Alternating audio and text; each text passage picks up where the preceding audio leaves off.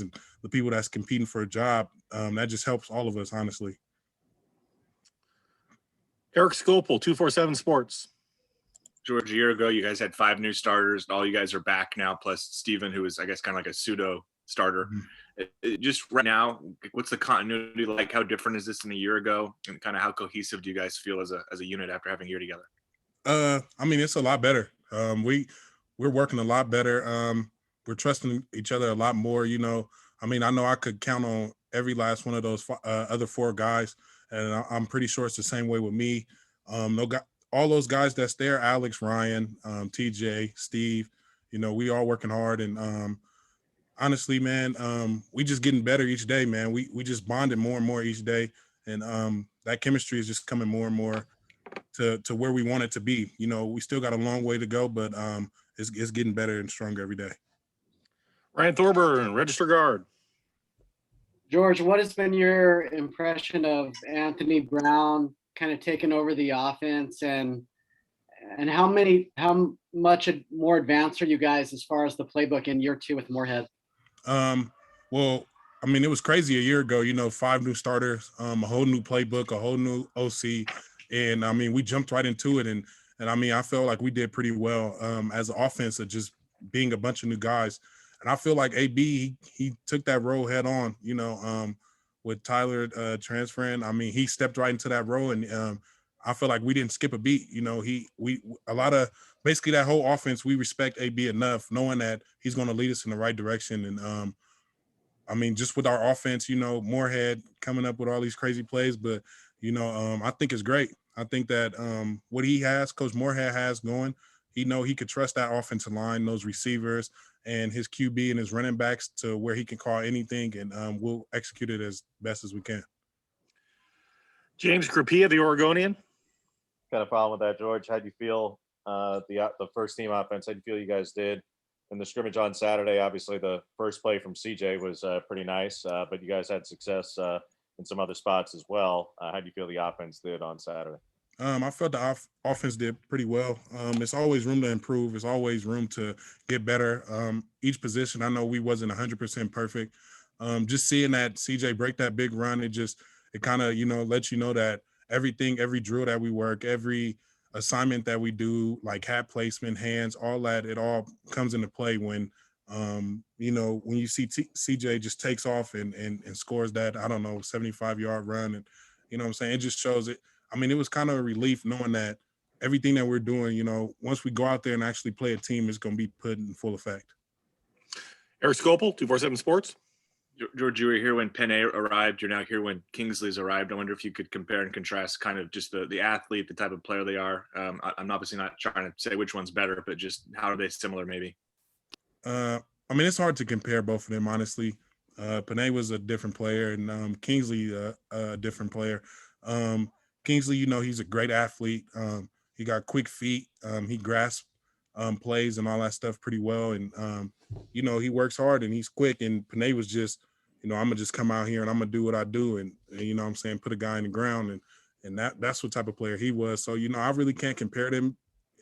Like, you know, they're just 2 different players. You know, they both great athletes and they both great players. It's just hard to compare both of those guys. Matt Preem, 247 Sports. Excuse me. Last week, Alex talked about replacing all 5 starters and the difficulty that had for you guys. Mm-hmm. And he said this year things are a lot better. Can you maybe just touch on that, the struggles of replacing all 5, and maybe how far along you guys have progressed since last fall camp? Yeah, I mean, it's hard to replace those 5 guys, you know, with Shane and Jake and Dallas and Brady and Throckmorton. You know, those guys played a lot of games. They started they played a lot of snaps. And it's hard to, you know, you can't replace those type of guys, but, you know, we could try to elevate ourselves to their standard that they left when they moved on to the NFL. And, you know, it was hard, but at the same time, you know, a couple of us, like me, Ryan, Alex, we all been here. We all played together for the last couple of years. And, you know, TJ came in and he bought right in to what we had going.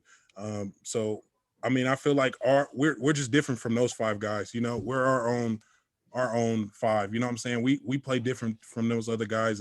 But I mean, we see what but like I said, they left a good standard of where we want to play, and we just try to reach that standard every day as we go out there and practice. Max Torres, Ducks Digest. George, want to talk about the tight ends a little bit. I know you may not be working with them as much as a traditional offensive lineman, but guys like, Patrick and DJ and Spencer, what are you seeing from them in spring ball as far as, physicality and kind of how they're progressing? I mean, I work with Spencer a lot just because he'd be on the left side, and Patrick also. I mean, Spencer is, working his tail off every day. He asks me a lot of questions. This is the first time, I see Spencer like he's more open to learning. He's happy to ask me questions like, oh, what will we do here? Or, what if the 5 technique plays into me? What would you do? And so I see Spencer and Patrick growing a lot. Spencer is getting he's physical. I feel like he's a great tight end, and him and Patrick are doing pretty well, honestly. James.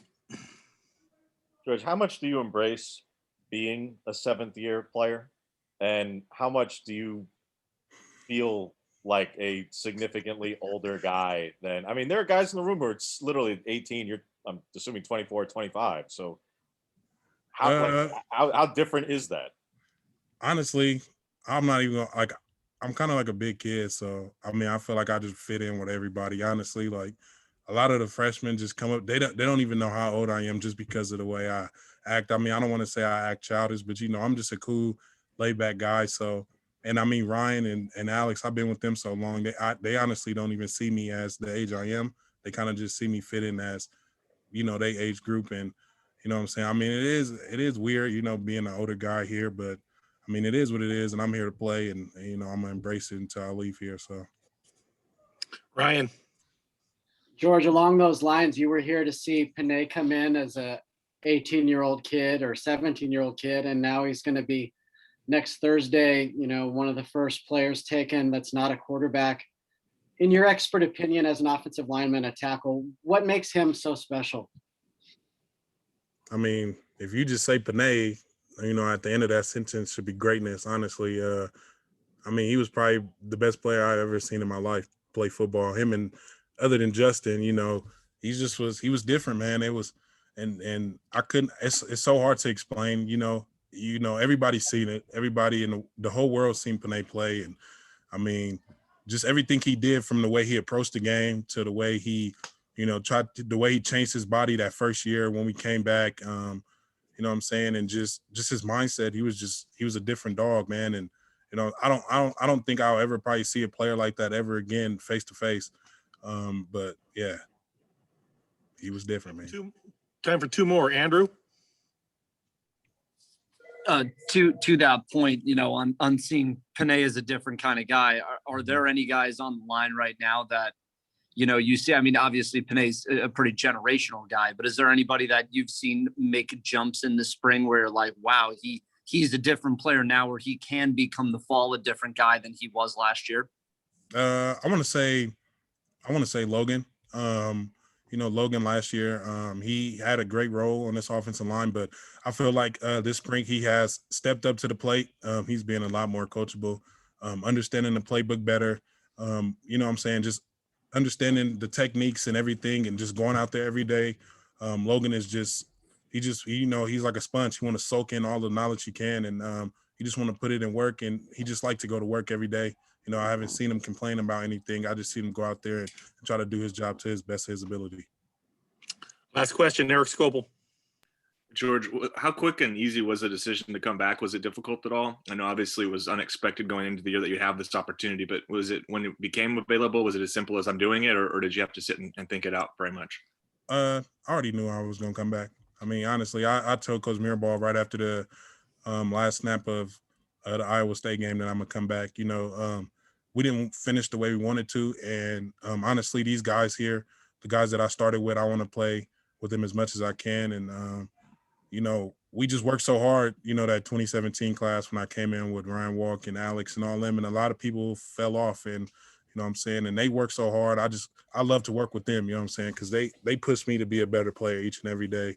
As I go out there, I see them in their eyes. I know they just going out there to go to work, and and that just pushed me to come, honestly pushed me to come back to, chase the dream that we want to go win a championship again. Thanks, George. Appreciate your time. Yes, sir. Have a good day.